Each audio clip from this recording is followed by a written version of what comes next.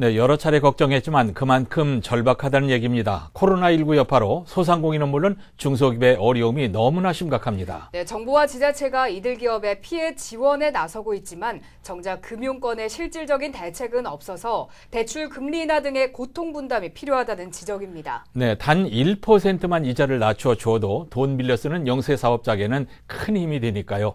이현동 기자의 보도입니다.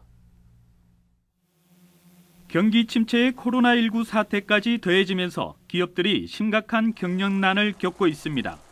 대한상공회의소가 코로나19 대책반을 통해 기업 현장 피해와 애로사항을 접수한 결과 자금 지원 요청이 35.1%로 가장 많았습니다. 특히 자금 지원과 세제 세정 지원, 고용유지 지원 등 금전적 지원을 요청한 사항이 전체 60%에 달할 정도로 코로나19 사태가 소상공인과 기업의 존립 기반까지 심각하게 위협하고 있는 것으로 나타났습니다.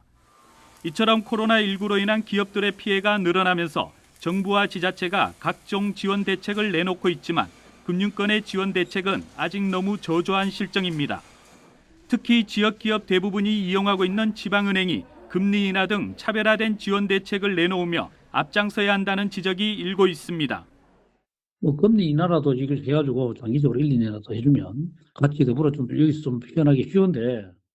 이러한 요구가 잇따르면서 뒤늦게 금융위원회 은성수 금융위원장이 금융협회장들을 만나 코로나19 자금 지원에 앞장서줄 것을 당부하고 나섰습니다. 하지만 이에 대한 구체적인 지원 대책은 아직 나오지 않고 있습니다.